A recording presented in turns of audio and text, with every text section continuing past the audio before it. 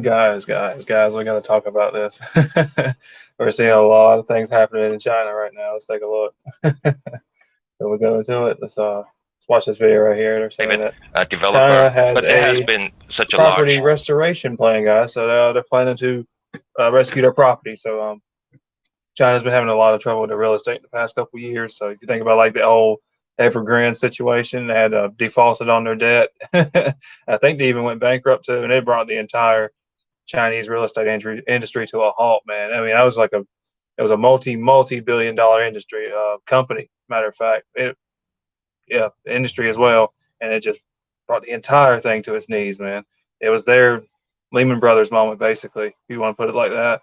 But let's see what they got to say in this video. amount of default. I think there is still a lot of skepticism by the market that the bonds could actually drop to a default state so quickly. So I think the market will only go up kind of in a bumpy manner. But certainly some repricing already have been made last week, and I think today certainly will open quite strongly.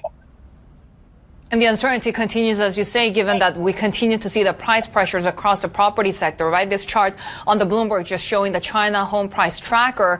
54 cities have seen prices decline in September. We are expecting the latest data for October this week. When you look at the broader economy, I also wonder if that would include like Shanghai and Beijing, the biggest cities. Those are like the major commerce hubs. That's where all the business is done in China. You think of Beijing is like one of the biggest cities in the world, and Shanghai is as well. I think it's even larger. So it's just, you got to remember too that China is the second largest economy on the planet, y'all. So if something goes wrong with them, it's going to affect all of us. That's just the nature of it. Sorry, I know you can hear my dog running around in the background, but we're gonna keep it rolling. And China is just, it's a powder keg right now, man. And if you're in any of these Chinese stocks, you need to be careful. I'm talking about like your Neo, like your Alibaba, your Tencent, your the Pinduoduo, all of those, man. Baidu, like I just don't really see being in Chinese stocks right now, man. When there's just so much, they're just, their whole economy is just ready to go, man. Like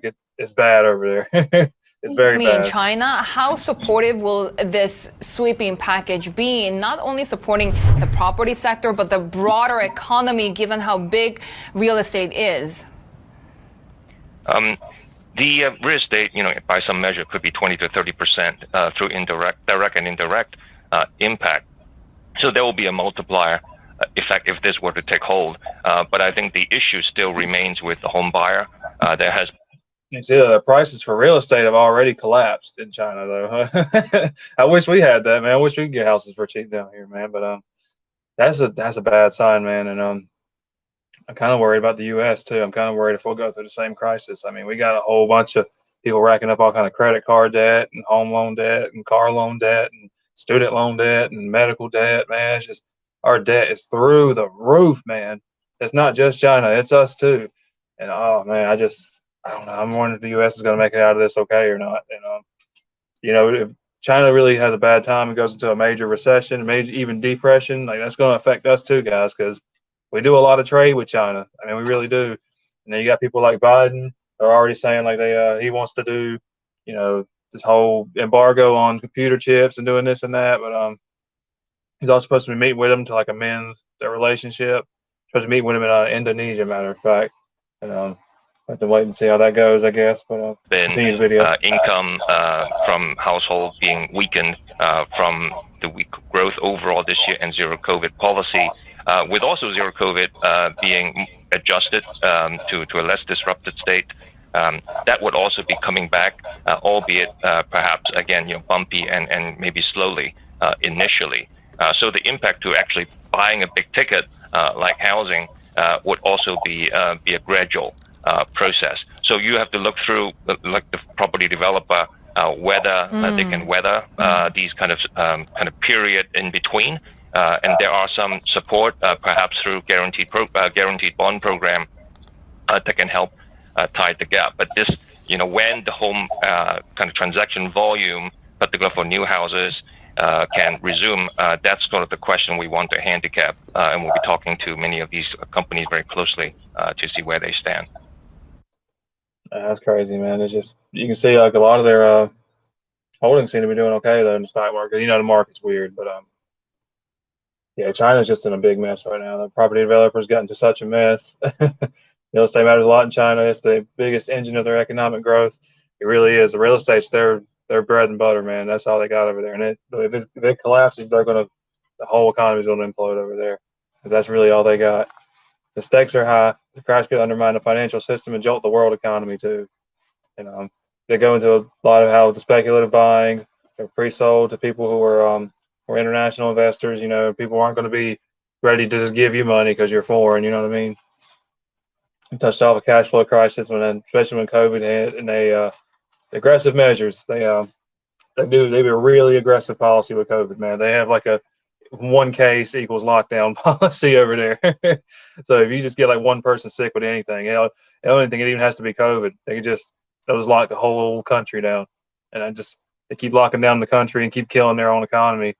And you're going to see that affect us too. But let's get more into Evergrande specifically. That's the big thing that happened with China. Evergrande was like their largest real estate industry company. You know what I'm talking about? Yeah. Evergrande had defaulted on their $305 billion debt. I think it was a couple years ago, 2017, 2018, something like that. And it just, I mean, you can't file for debt on that much money and there not be issues for everybody else. Somebody's got to pick that up and pay it off, man. You know what I'm saying? You can't just wipe that away. That's a lot of money, man. Like, come on now. Mainland China markets closed for holiday. Hong Kong markets, where the firm is listed, shut down on Wednesday. Okay. Chinese government has been largely quiet on the crisis at Evergrande, and there was no intention of the firm's troubles in major state media during a public holiday. Yeah, that's another thing too. The media in China is just very ghost. They're very authoritarian over there. So they're not going to tell you always the straight news, and what they do tell you is facts probably isn't facts. So you got to be wary of these things. So yeah, just keep your eyes on China, guys, and let's take a look at some of the Chinese stocks. Like say, one of my favorites is NEO. Let's see how they've been doing. Take a look at NEO. Yeah, it's up with the rest of the market, doing pretty good. I like NEO. I don't hold any NEO anymore, but I used to. I'm just getting out all Chinese stocks. If you want to take a look at another one, let's say Pinduo. Yeah, let's take a look at it. It's well, it's not as up as the rest of them, but yeah, you can see how it's actually been trading pretty flat on the year though, and it's down off its highs like every other stock. But you can see that Chinese stocks are kind of behaving a lot like American stocks, so I'm making me think that there's a lot of Americans still in Chinese stocks. Which if you're willing to take the risk, if you're willing to think that you're willing to get that growth out of Chinese stocks that is inevitably coming, but you're willing to deal with the risk of the Chinese government and their authoritarianism, and that's on you, man. But I'm staying out of Chinese stocks. Just me. China's ready to collapse at any second. I just wanted to come tell you guys that, and make sure that you guys are aware that China's having a lot of issues, and it's going to affect the whole world economy. It's going to affect us. It's going to affect them. It's going to affect Russia. It's going to affect this place, that place, all of them. It's just, when you're talking about the second largest economy in the world, it's going to have global impacts because we're globalized now. We don't want to think that we are sometimes, but we are. I mean, we all trade with each other. We all communicate with each other. Yeah, guys, that's going to be pretty much it for this one. So I'm going to put out a quick little video for y'all. If you enjoyed the video, please like and subscribe, and I will catch you guys in the next one. Take care.